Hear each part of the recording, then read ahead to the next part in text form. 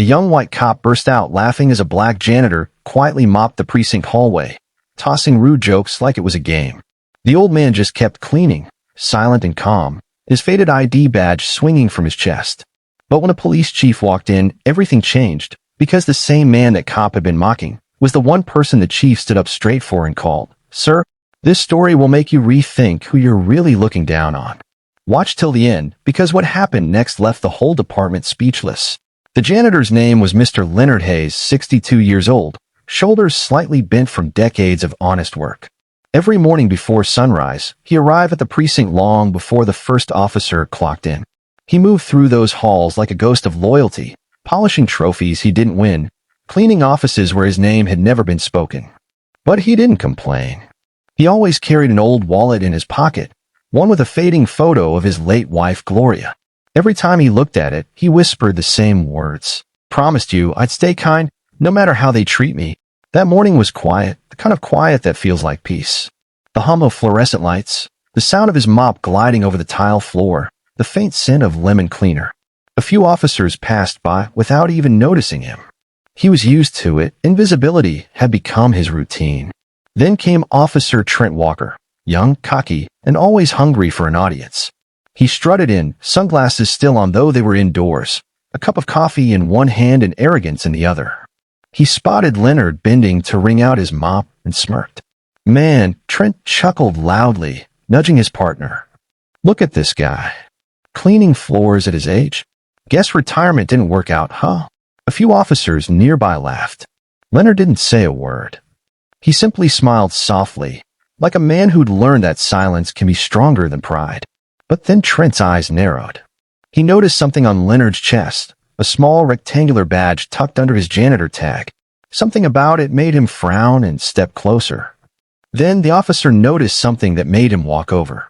Officer Trent Walker squinted, leaning closer as the mop bucket's wheels squeaked across the tile. "Hold up," he muttered. "What's that badge you're wearing?" Leonard paused.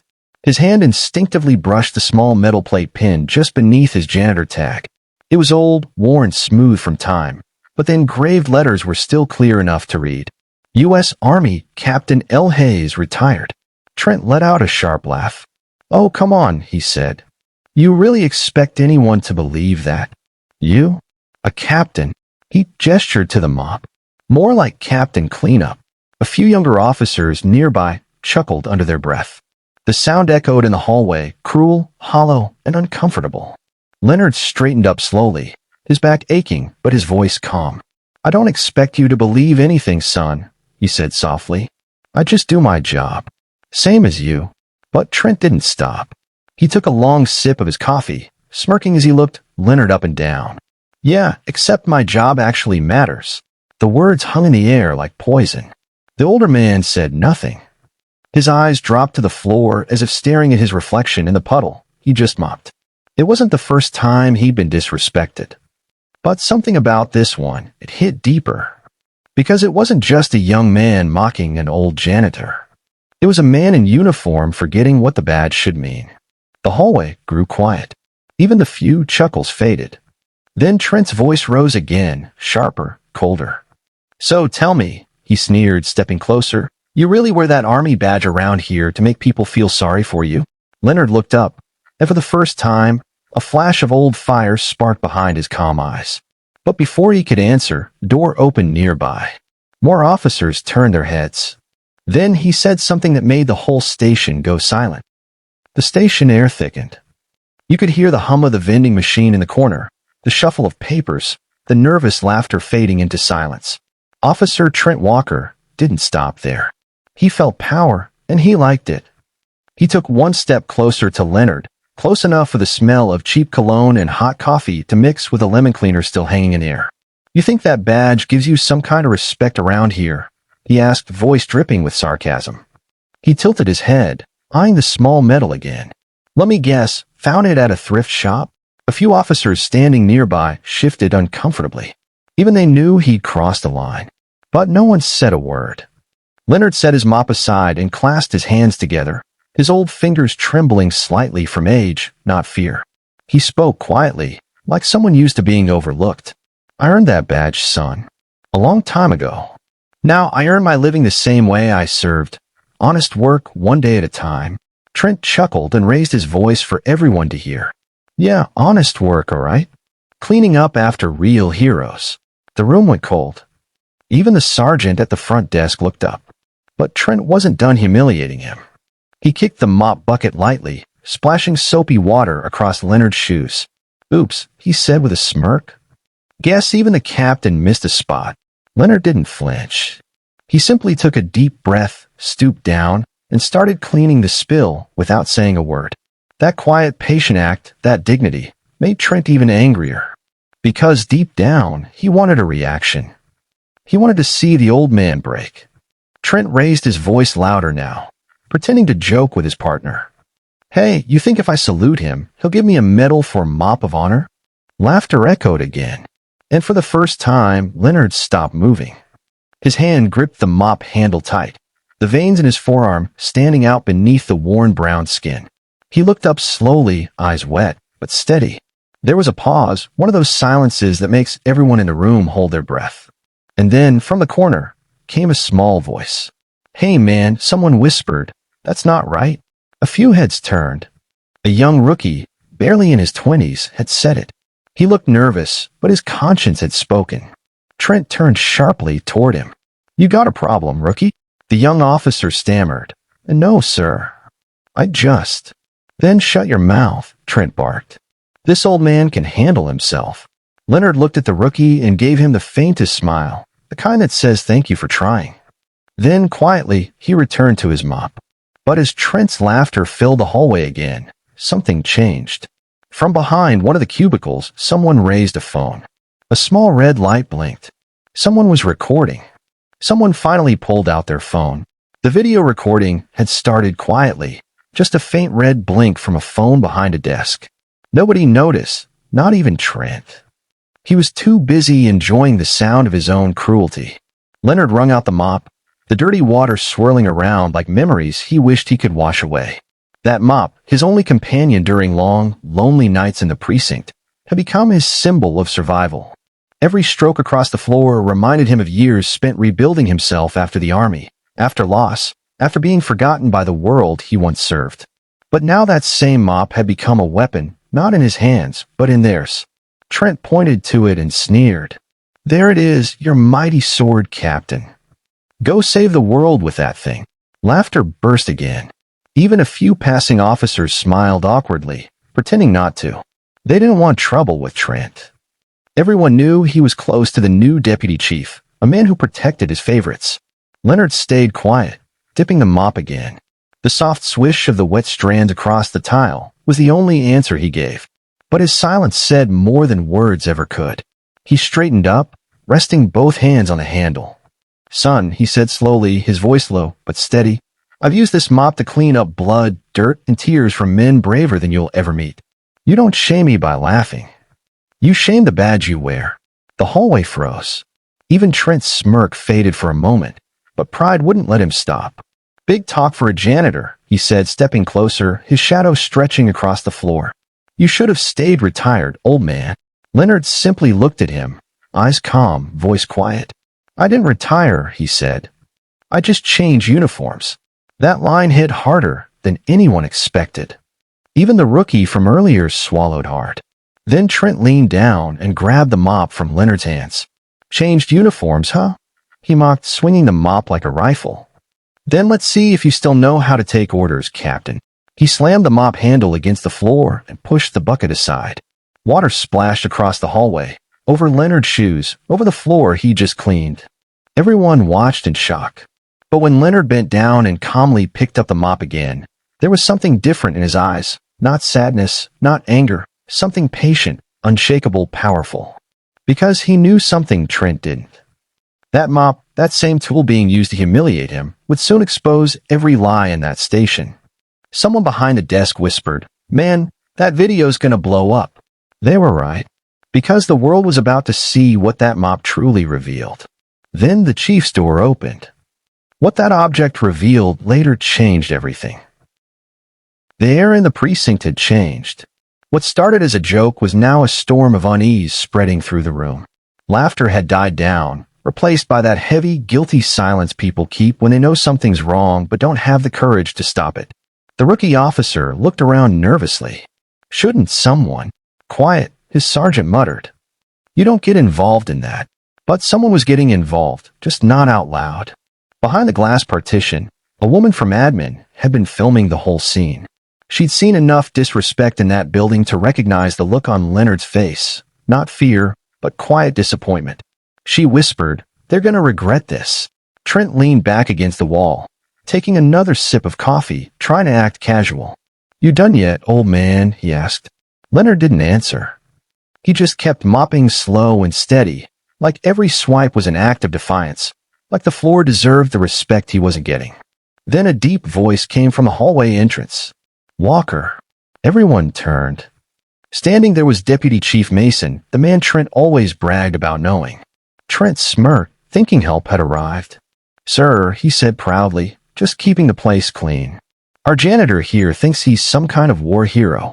Mason's expression didn't change. He just looked past Trent, directly at Leonard. For a long second, he said nothing. Then he spoke quietly. "Captain Hayes." The room froze.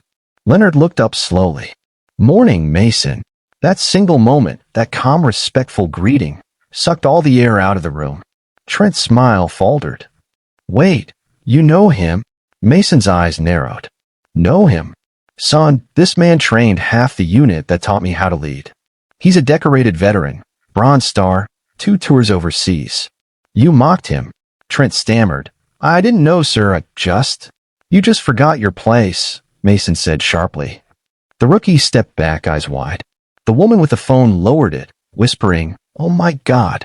The hallway filled with whispers, phones lifted higher, recording every second now. The crowd had changed sides. For years, Leonard had cleaned that floor without anyone seeing him. Now, everyone was watching. And among that crowd was someone who knew more than anyone else, someone who had a reason to step forward, because Leonard Hayes wasn't just a janitor or a veteran. He was something much more connected to the department than anyone realized. But in that crowd was someone who knew exactly who he was. The hallway was buzzing, phones raised, whispers echoing off the walls, officers frozen mid-step. Trent Walker felt it. Something was slipping. The laughter that used to fill him with power now bounced back at him like a mirror showing his own shame. Leonard set down his mop and straightened his back. For decades, he had carried himself with quiet dignity, letting patience be his shield. But now, the weight of mockery, disrespect, and ignorance pressed against him. He spoke, voice steady but carrying the weight of years. "Son, I served this country, trained countless men in uniform, and lost friends who would give anything for a laugh. And yet, you think your insults matter. That your badge makes you above decency." A tense silence fell. The rookie looked down, unsure where to look. The officers who had chuckled earlier now shifted nervously, ashamed. Even Deputy Chief Mason's jaw tightened, waiting to see how far Leonard would go. Trent's face turned red. You don't talk to me like that," he shouted. "Do you know who I am? I know people." Leonard didn't flinch. He stepped closer, slow, deliberate, unyielding. "And I know people too," he said. "People who won't let disrespect go unpunished. People who will remind you what true authority means." The words hit harder than Trent expected. His arrogance wavered. He tried to regain control, but the growing crowd was no longer laughing. Phones recorded, whispers spread, and the station itself seemed to hum with anticipation. Then Leonard spoke louder, for everyone to hear. "I will not be humiliated for the sake of someone else's ego. But I will stand, even if it means the whole department sees what kind of man you really are." Trent's hand shook. Sweat ran down his temple. He opened his mouth to retaliate, but before he could, someone from the crowd, the young rookie, stepped forward. "I saw it all," he said, voice shaking. "This isn't right. You need to stop." More phones lifted, more whispers grew louder. Leonard's calm authority filled the room. The walls that had once hidden him, the ignored janitor, now amplified his presence. Then Deputy Chief Mason, finally breaking the silence, spoke with unmistakable weight. "Walker, this ends now. And Leonard Hayes, you have my full respect." Trent's smirk faltered completely. The first real crack in his armor appeared. His connections, his bravado, his mockery, None of it mattered in that moment. The next second, the officer's name hit the internet. The moment the crowd realized what had happened, phones started flashing everywhere. Videos were being recorded from every angle, whispers turning into murmurs, murmurs turning into shock and awe. Leonard Hayes didn't move, he stayed calm, letting the recordings capture everything. The arrogance of Trent Walker, the quiet dignity in his posture, the tremor in his voice as he tried to assert authority. By the afternoon, clips of the incident had hit social media. The hashtags spread fast. Hashtag respect the badge. Hashtag janitor or hero. Hashtag caught on camera. People were outraged at Trent's behavior, but mesmerized by Leonard's composure. Comments poured in, stories shared, opinions debated. The footage went viral overnight, crossing city and state lines, eventually reaching national news outlets. News anchors replayed the video, showing the smirk of the young officer, the mop and bucket, the tense silence of the hallway. Experts on military honor and veterans' rights weighed in. The same people who had ignored Leonard for years now watched in disbelief. In offices, homes, and streets, people discussed one thing: how someone so calm and humble could command such respect without raising his voice. The public sentiment shifted instantly. Leonard Hayes wasn't just a janitor. He was a man whose quiet integrity could no longer be overlooked. Meanwhile, Trent Walker realized too late that the power he had flaunted so freely had evaporated. Every connection he thought would shield him was meaningless against the footage, the witnesses, and the undeniable respect Leonard commanded. Comments began tagging the precinct's social media accounts. Citizens demanded answers. Calls for accountability were flooding the chief's office. Even within the precinct, whispers turned into conversations. Officers who had laughed at Leonard were now feeling the weight of their own silence. A few tried to defend Trent, but most stayed quiet, uneasy. Phones were everywhere. Each replay of the video highlighted Trent's smugness and Leonard's composure. Then, a local reporter contacted the precinct, asking to speak directly with Leonard Hayes. They wanted the story behind the man everyone assumed was just another janitor. Questions were sent to Trent, to the chief, and to the department, pressure mounting with every passing hour. It wasn't just social media anymore. The story had taken on a life of its own. People were digging into Leonard's background, uncovering his military service, his decades of dedication, and the respect he had earned long before the first mop touched the precinct floor. Every fact only amplified the humiliation of the officer who had tried to mock him.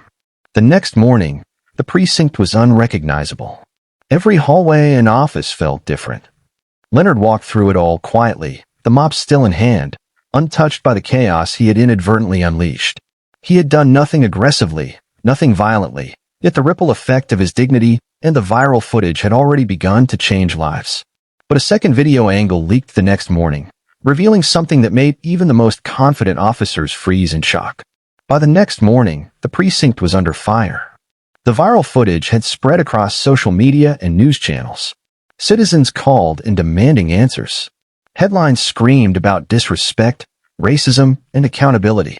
Officer mocks veteran janitor. Public outrage ensues. The department scrambled. Press releases were drafted and pulled back. A spokesperson issued a cold, defensive statement. We take allegations seriously. Internal review is ongoing. We ask the public to respect the process. But the public didn't respect the process. They had already seen the video. They had already felt the humiliation, the arrogance, and the calm dignity of Leonard Hayes. Social media erupted. Tweets, posts, and threads dissected every frame. Everyone was talking about the mop, the hallway, the officer, and the veteran janitor. Inside the precinct, officers whispered nervously. Trent Walker paced his office, fuming.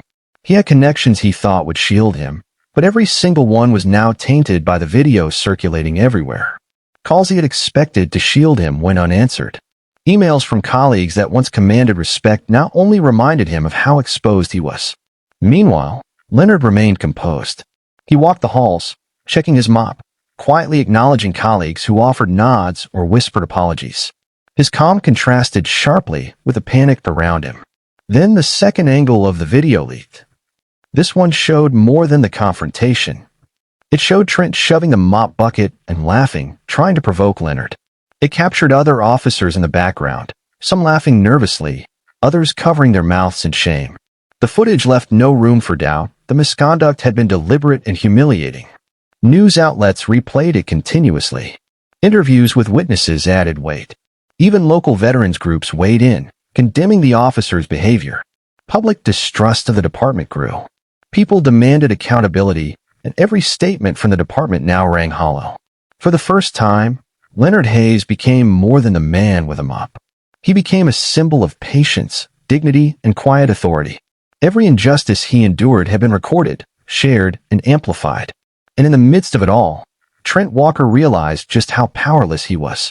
His pride, his arrogance, his connections, all of it had crumbled in the face of truth, dignity, and public scrutiny. But Leonard's story was far from over. The officer would soon face the consequences he never expected.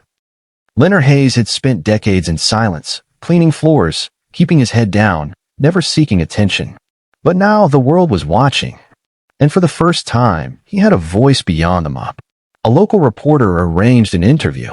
Cameras were set up, lights softly illuminating the old veteran as he sat quietly in the precinct lounge. His hands rested on the table, fingers intertwined, the same hands that had held rifles, maps, and the lives of men in combat.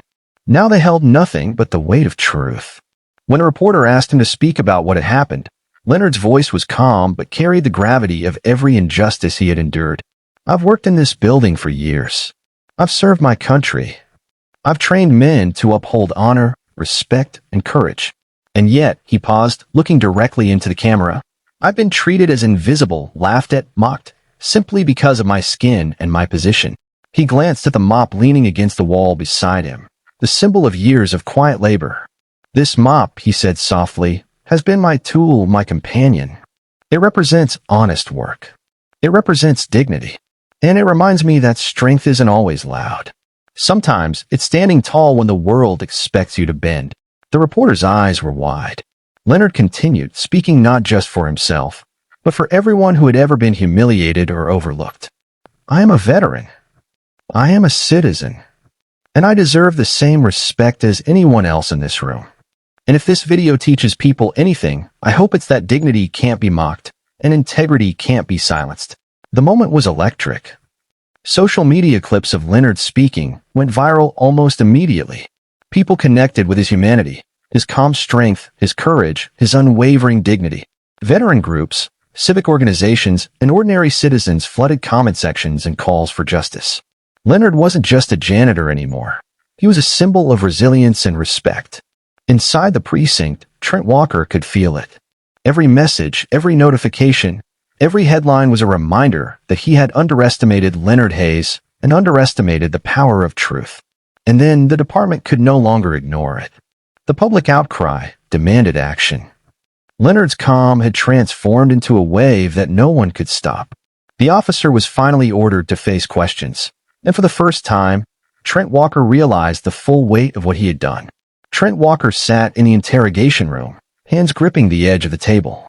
The fluorescent lights above flickered faintly, highlighting the beads of sweat forming on his forehead. Outside the room, cameras recorded every second, every hesitation, every nervous twitch, broadcasting live to the department and through leaked feeds to the public. Detective Mason entered first, calm but authoritative. He placed a thick folder on the table, the sound echoing ominously in the small room. "Walker," Mason said, voice low and deliberate, "you've been brought in to answer questions about your conduct yesterday. Do you understand the severity of this situation?" Trent swallowed hard, trying to steady his voice. "Sir, I didn't mean anything by it." Mason's eyes narrowed. "Intent isn't the issue. You humiliated a decorated veteran in his workplace. Your actions were recorded, shared publicly, and have sparked outrage across the country. Do you understand that?" Trent's defenses faltered. He opened his mouth to explain, to justify, but nothing came out. The recordings from the hallway, every smirk, every shove, every mocking comment, played silently in his mind like an unforgiving jury. Then another officer entered, holding a second tablet. Mason handed it to Trent. It displayed the second-angle footage, the one that had leaked that morning. This one captured more, officers in the background whispering, a young rookie shaking his head, and Trent's arrogance in full display. Trent's face drained of color. He could feel the walls closing in. Every connection he thought would protect him, every favor, every insider ally, suddenly meant nothing. Leonard Hayes had quietly, patiently built influence and respect over decades. The arrogance Trent had relied upon was now useless. The door opened again, and Leonard himself walked in. He didn't shout. He didn't demand apologies. He simply stood tall, leaning slightly on his cane, eyes steady. The room felt smaller, the air heavier. "Do you understand?" Leonard said quietly. "That respect isn't earned by fear, and power isn't measured by how much you can humiliate someone weaker than you." Trent tried to speak, but no words came. The hearing lasted hours. Witnesses recounted every detail, and the video evidence played repeatedly. By the end of it, Trent's excuses crumbled under the weight of truth and public scrutiny. The officers who had laughed nervously earlier now testified against him, not out of malice, but because they could no longer ignore what they had witnessed. Outside the room, the public watched, captivated. Comments flooded news feeds. Finally, justice. What took so long? And in that moment, Trent Walker realized something he had never anticipated. The man he tried to humiliate had always been above him. Every connection, every attempt at intimidation, every sneer, all of it had been powerless against Leonard's integrity. Then the courtroom saw the moment that ended his career. The courtroom was packed. Cameras from news outlets lined the walls, reporters whispering, and the hum of conversation filled the air. But when Leonard Hayes walked in, leaning slightly on his cane, the room fell silent. All eyes turned to him, the man who had been mocked, humiliated, and underestimated. Trent Walker was already seated at the defendant's table, shifting uncomfortably in his chair. He avoided Leonard's gaze, but he couldn't escape the quiet authority that radiated from the older man. Every step Leonard took seemed measured, calm, yet commanding. The judge called the session to order. One by one, witnesses recounted the events from the precinct. Officers, civilians, and even the young rookie who had spoken up described Leonard's composure and Trent's arrogance. The video evidence was played again, every second a nail in Trent's coffin. When it was Leonard's turn to speak, he rose slowly, his voice steady but filled with quiet emotion. "I didn't seek recognition for my work," he said. "I didn't seek attention. I simply did my job, honestly, quietly, with integrity. But when respect is denied, when cruelty is rewarded, the truth must be known. Justice isn't about revenge. It's about accountability and dignity." The courtroom was silent. Even Trent flinched at the words, realizing the magnitude of the moment. When the verdict was read, the room exhaled collectively. Trent Walker was suspended indefinitely, stripped of his duties, and ordered to undergo mandatory sensitivity and ethics training. His attempts to leverage his connections failed completely. Every power he had relied upon had been neutralized by Leonard's unwavering character and the evidence that could not be ignored. The symbolic object, the mop that had been used to humiliate him, now stood as a testament to resilience. Leonard returned to it after the proceedings, placing it upright in the corner of the precinct hallway. What had been a tool of daily labor, a target of mockery, had become a symbol of dignity and quiet authority. Deputy Chief Mason approached Leonard, clasped his hand, and said, "Sir, I've never met anyone like you. You've reminded us all what true service means." Leonard nodded, a small, serene smile on his face.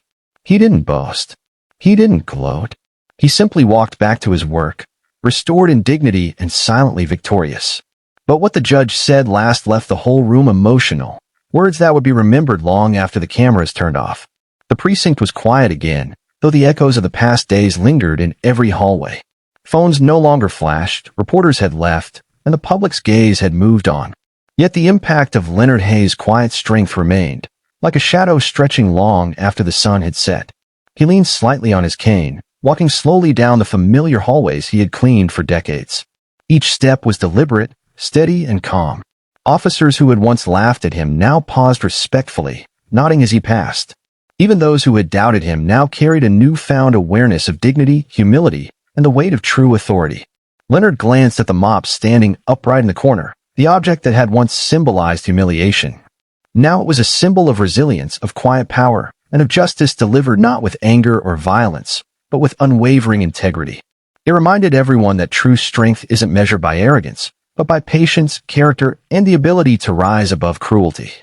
Outside the precinct, the story continued to inspire. Social media posts reflected on lessons learned, veterans shared their respect, and ordinary citizens saw a reflection of the justice they hoped for in the world. Leonard Hayes had reminded everyone that even those overlooked, ignored, or underestimated could hold the ultimate authority, the kind that commands respect without demanding it. As he returned to his daily work, there was a sense of closure, not in words, but in presence. The hallway was cleaner, brighter, yet more importantly, it carried the legacy of someone who had endured ridicule and emerged not just unbroken, but triumphant. In a world where power often silences truth, where arrogance masquerades as authority, Leonard Hayes proved that dignity, patience, and quiet strength could not be ignored. And even long after the cameras stopped rolling, even when the headlines faded, the lesson endured. Humility paired with courage leaves a mark no mockery can erase. Share this story. Because silence protects the wrong side, and dignity always deserves its day.